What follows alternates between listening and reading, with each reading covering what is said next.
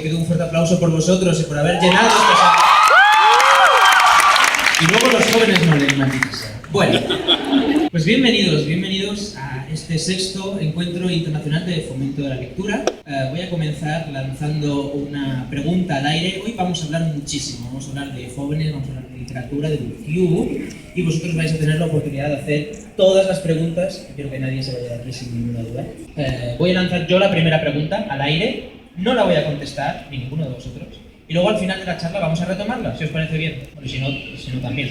La pregunta es la siguiente. ¿Quién es la gente adecuada para hablar de literatura? Y sobre todo, lo que esconde esta pregunta, que es ¿quién no es la gente adecuada para hablar de literatura? Dicho esto, bienvenidos a este sexto encuentro internacional del fomento de la lectura. Yo voy a cambiar un poco el topic de la charla y vamos a hablar del fomento de la literatura, si os parece bien. Hay un pequeño matiz aquí, porque la lectura en realidad está por todas partes, ¿verdad? Todos leemos constantemente, es casi inevitable en el momento en el que sabes leer. Vas por la calle, lees los carteles, lees los anuncios, en Twitter leemos prensa escrita. Pero ¿qué pasa con la literatura? Pues la literatura es algo distinto, ¿verdad? Porque con la literatura pues hay que sentarse, sumergirse en un libro y a veces es un placer, es un ocio un tanto tedioso por muchos motivos. Yo creo que el primero es porque estamos en este momento en una sociedad de muchísimo estímulo por todas partes. Hay muchísimo entretenimiento fácil, dinámico de consumir. A mí me encantan las Kardashians, por ejemplo, ¿alguien de las Kardashians?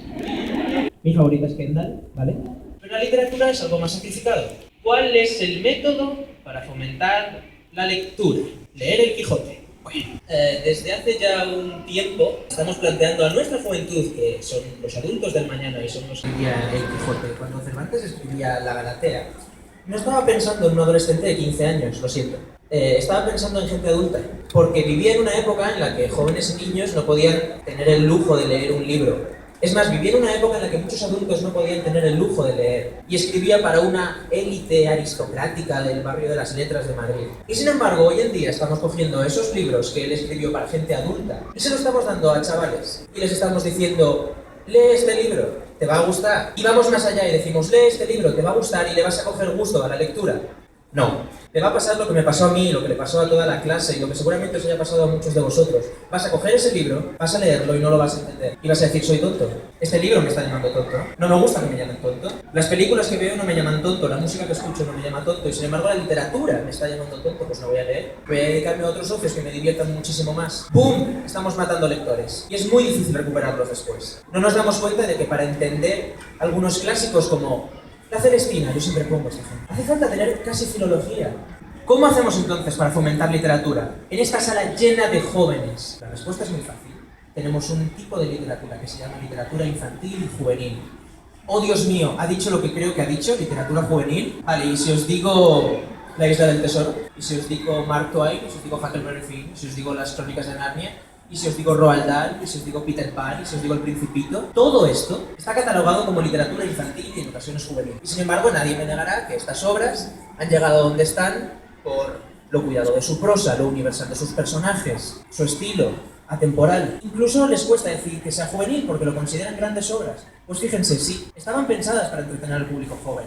Hay que darle a cada persona, y hoy en día más. Porque claro, si nos remontamos a principios del siglo XIX, la época de Jane Austen, pues ahí teníamos al señor Darcy que cobraba 10.000 libras al año y sí, podía permitirse el lujo de tener una enorme biblioteca y leer muchos libros.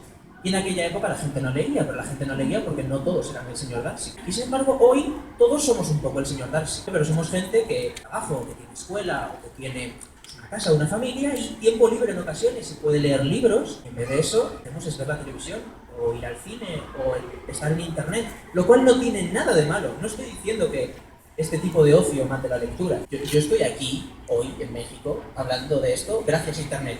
No estoy diciendo que internet mate la literatura. Puedo hacer eso, o puedo coger un disco y escucharlo y decir las canciones que más me han gustado, las que más me gustan, las que me parecen mejores en mi punto de vista. Y con la literatura no. Con la literatura no puedo hacer eso. Con la literatura, si me gusta 50 sombras de Grey, no lo puedo decir.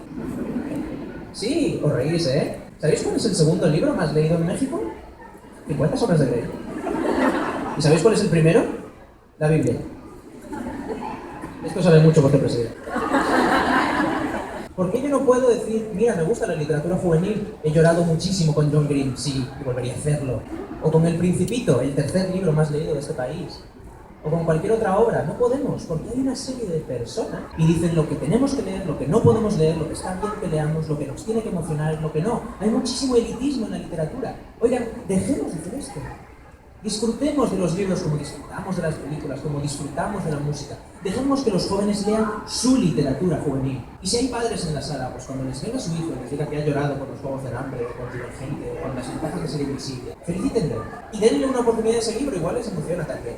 Hace poco estaba en una charla en un instituto privado, y me vino una niña de 12 años, vale, 12, y me pidió que le recomendase alguna novela. Le pregunté sus gustos y yo le recomendé.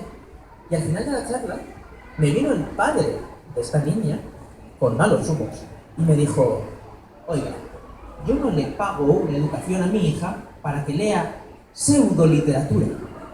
Mi hija tiene que leer, atención, Madame Bovary. Y como vamos a ver, ¿quieres que tu hija de 12 años lea naturalismo francés? ¿Estás loco? ¿Quieres que tu hija le coja asco a la literatura? Es como si cogemos a una persona que nunca ha visto una película, nunca ha disfrutado del cine, y la primera que le ponemos es un drama psicosocial sueco subtitulado en israelí, que seguro que es una película extraordinaria. Pero esa persona va a ver su primera película y va a decir, Dios santo, ¿esto es ver películas? ¿Esto es leer libros? Pues me voy a jugar a videojuegos. Esto funciona así.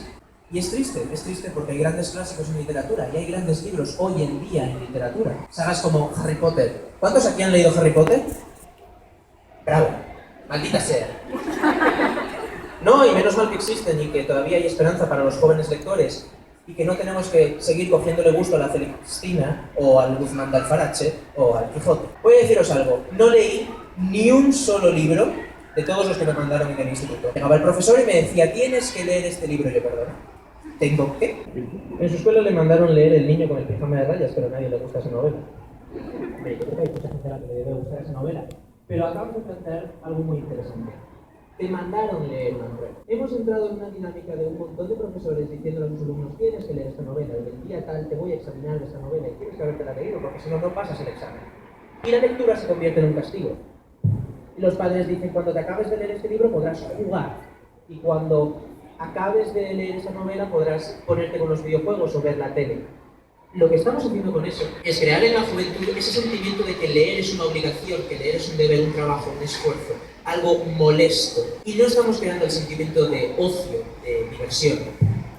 Con esto yo siempre planteo un dilema, porque se lo pregunto a los profesores me dicen, ay, pero es que a mí me lo manda el departamento, y el departamento se lo dice, ay, pero a mí me lo manda la inspección educativa, y la inspección educativa, ay, a mí me lo manda el gobierno, no lo sé. Pero siempre hay alguien que elude sus responsabilidades, y al final tenemos un montón de chavales leyendo El niño con el pijama de rayas. Igual no quieren leer ese libro, no porque el libro sea malo, siempre tendemos a echarle la culpa al libro. El Quijote no tiene la culpa de que nos guste.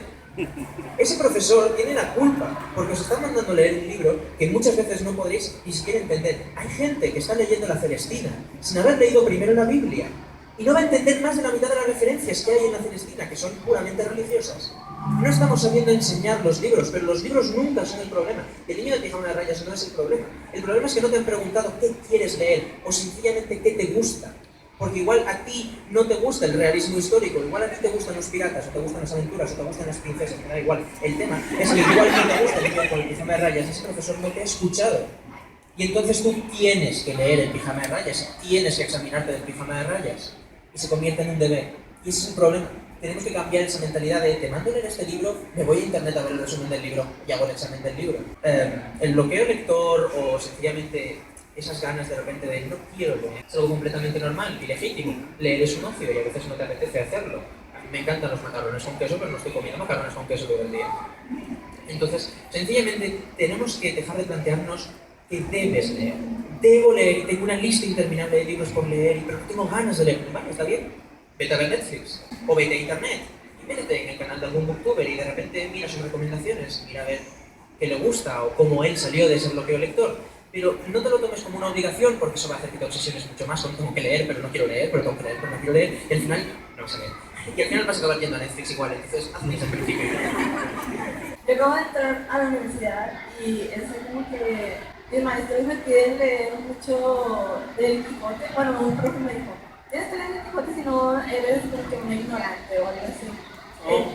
Eh, pero, o sea, nos dice en ese sentido de que si no has leído estos clásicos, eres un ignorante y no debes de estar aquí porque yo estoy en el área de letras. Dice, si no has leído esto, no debes estar aquí, tú no eres indicada para estar aquí. ¿Qué estás estudiando? Ciencias del lenguaje. Una cosa es leer por ocio, como muchos leemos, y otra cosa es profesionalizarte en el campo de la literatura. Y en parte estoy de acuerdo con tu profesor o profesora en que hay determinados autores y títulos que son fundamentales desde el punto de vista de entender nuestra literatura. Muchos de ellos están muertos, pero no forzosamente muertos hace 500 años. Me refiero, me parece igual de importante leer El Quijote como leer Cien años de soledad. ¿De acuerdo? Todos ellos formaron puntos de inflexión en la historia de la literatura y para entenderla y estudiarla, que es lo que estás haciendo, tenemos que leerlos. Ahora bien, nadie es mejor que nadie por leer una novela o ver un programa de televisión. Yo no soy peor que alguien que no ve las Kardashian. Es así, yo tengo inquietudes históricas, filosóficas, existenciales, soy una persona con problemas y opiniones, y el hecho de ver las Kardashian no me hace peor persona. Con la literatura es exactamente lo mismo. Si a ti te gusta algo como el gusto, que es inevitable, es decir, lo que tienes que hacer es encontrar un punto intermedio. Somos gente, estás estudiando literatura, estás estudiando lenguaje, vale, pues dale una oportunidad a Cervantes. Si no te convence el Quijote, pues lees la Galatea, que es mucho más divertido, o lees Los baños de Argel, no lo sé, pero no entremos en esa dinámica de si no lees este libro no eres nadie en literatura y si lo lees de repente eres alguien, porque hay un montón de gente que ha leído el Quijote y que no tiene ni idea de literatura, porque solo han leído el Quijote.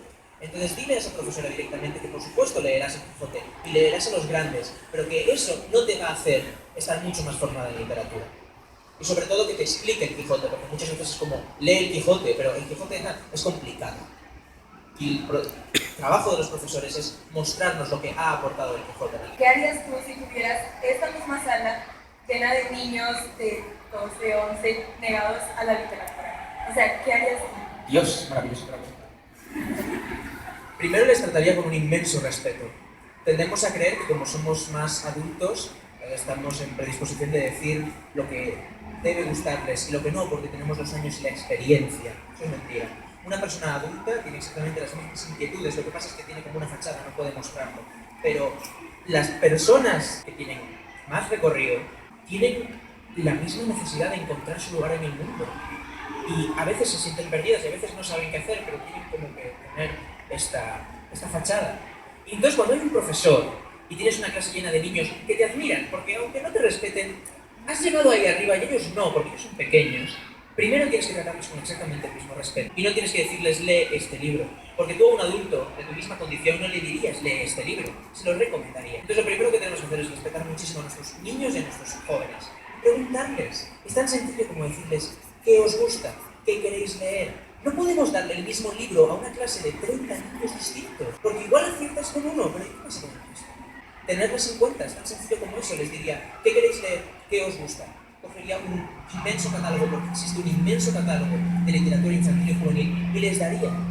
Solo Roald Dahl trata temas tan distintos que podría darles Roald Dahl a todos ellos. Y de esa manera intentaría que descubriesen mundos y que se emocionasen y que se sintiesen identificados y que de esa manera entrasen en un juego de este libro me ha gustado, voy a encontrar un libro que me guste más y un libro que me guste más. Y así es como se crean lectores. No se crean obligando, no se crean a la fuerza. El propio concepto de la obligatoriedad de algo hace que un niño le coja un asco insoportable a lo que sea que le hayas mandado. Había un profesor que decía que entraba en clase de sus alumnos, bueno, tenían 13, 14 años, y les decía, bueno, estoy leyendo una novela extraordinaria, bueno, pero es muy fuerte para vosotros. Y esos niños les picaba la curiosidad y decían, Dios, voy a buscar esta novela. Voy a saber de qué trata. Después predicar con el ejemplo. Constantemente me encuentro a padres y profesores que dicen, mis hijos no leen y mis alumnos no leen. Es como, ¿y tú lees? Porque hablamos mucho de que los jóvenes no leen, pero ¿y los adultos? ¿Los adultos siguen leyendo? Porque creo que el mundo de estímulos que nos rodea a nosotros también les rodea a ellos. Y muchos de ellos también prefieren ver la televisión y también prefieren irse a internet, que repito, no es algo malo. Internet puede fomentar literatura, estoy aquí por internet.